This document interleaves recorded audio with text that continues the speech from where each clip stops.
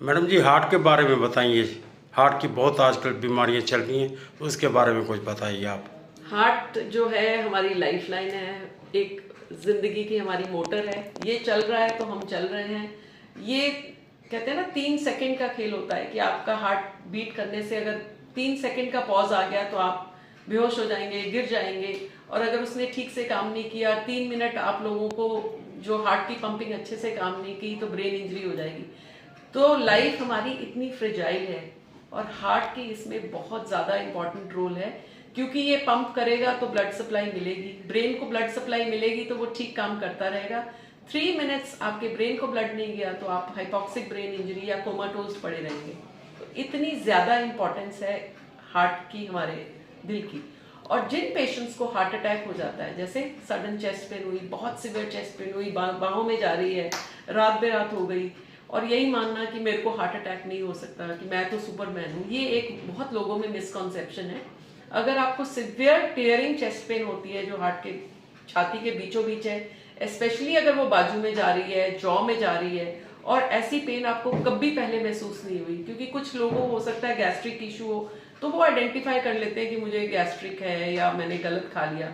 But अगर पहले ऐसा कभी नहीं हुआ और ऐसी सिवियर टीयरिंग चेस्ट पेन हो, बहुत स्वेटिंग आ जाए, प्रोफ्यूज पसीना आ जाए, आपको एकदम सडन वीकनेस हो जाए और एक फियर ऑफ इम्पेंडिंग डेथ हो जाती है, मरीज को अंदर ही अंदर पता चल जाता है कि ये पेन इतनी अलग तरह की है कि मेरी डेथ हो सकती है, उसको डिनाइल मोड पे मत रखिए। आपको ये शर्म नहीं करनी है कि मैं अपनी वाइफ को या हस्बैंड को रात को लेट उठा रहा हूँ या बच्चों को मुझे डिस्टर्ब करना पड़ रहा है। आपको ज़रूर अपनी फैमिली मेम्बर्स को इन्फॉर्म करना है कि ये वाली पेन जो है डिफरेंट है। And this is very important. अगर आप हाइपरटेंसिव हैं, आप डायबिटिक हैं, या पहले आपको कोई हार्ट का इवेंट हो चुका है, तो नियरेस्ट हॉस्पिटल जो है उससे कांटेक्ट करिए।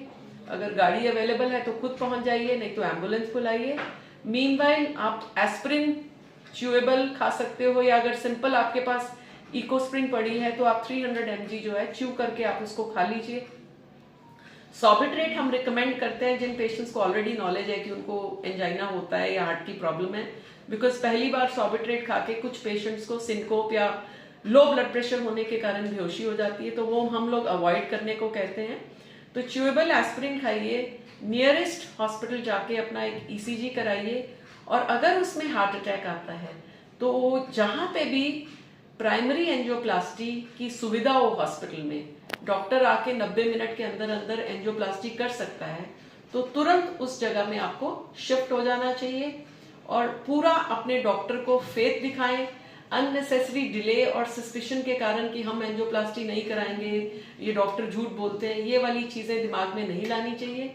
प्राइमरी एंजियोप्लास्टी एक लाइफ सेविंग इवेंट है।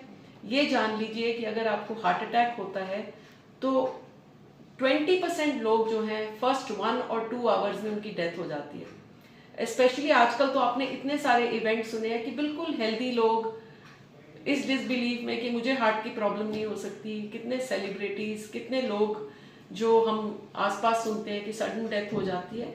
सो ये मैं ये नहीं कहती हूँ कि आप सीधा हार्ट के हॉस्पिटल पहुंचिए, नियरेस्ट जगह पे जाइए, ईसीजी डॉक्यूमेंटेशन करिए, और अगर उसमें हार्ट अटैक आ रहा है तो आपको उस जगह पे जाना है जहां प्राइमरी एंजियोप्लास्टी की सुविधा अवेलेबल है, बिकॉज वही चीज है जो आपकी जान बचा सकती है। And first and most important is अपने डॉक्टर को ट्रस्ट करिए, उस पर फेथ रखिए कि जो कर रहा है वो आपकी जान बचा